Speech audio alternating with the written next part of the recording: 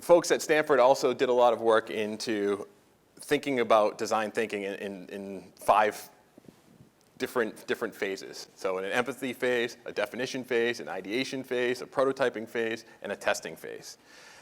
And as I mentioned earlier, I had this user experience background, and I've known about design thinking for some time. This is not a new concept. This has been around since the 70s, and I've been thinking about this, and then thinking about this technology problem where we see people picking the wrong technology over and over and over again. And we said, well, this process here is kind of like the process that when we see these technology selection projects go right, people are truly doing these steps here.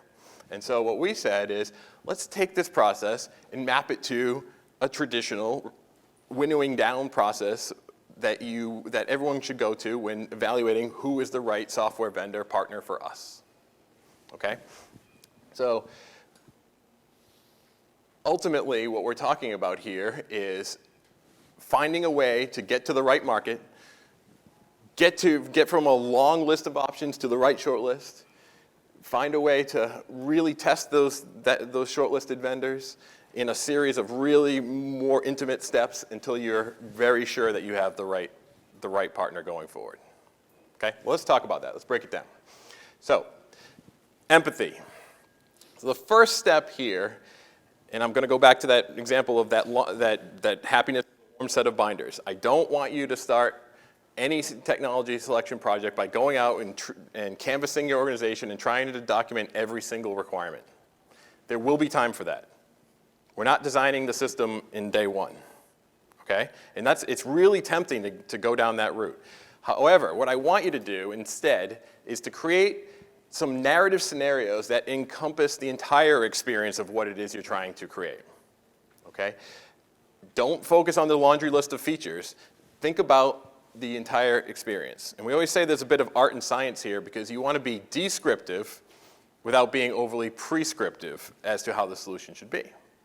So describe your future way of working, but don't prescribe how it could work. So again, do not go out and try to design the system on day one. There will be time for that. Instead, I want you to, they warned me that this clicker is a little finicky, so I have to go like this. Instead, I want you to get into the heads of your employees as much as you can. And we like this reference model that when we talk about digital workplace, you put the employee at the center. It's so tempting in today's day and age to think about technology as a technology stack of just technologies, but what's missing from those stacks is the people. And so we want you to put people at the center, think about what applications those people need to work better and do their work in the best possible ways, and then think about the technology that supports that.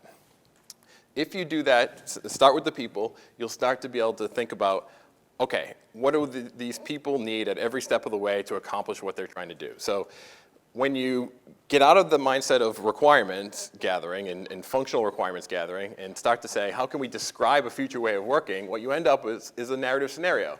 A narrative scenario that uses real people, real actors. I want you to really focus on real environments, whether they're working on a PC, a Mac, out in the field, at their desk, on their phone. I want you to really talk about the type of content that they interact with on a daily basis, the type of interactions they have, the type of data they need to make decisions, and then describe that future way of working and start to describe a process of the way that communication happens in an ideal state.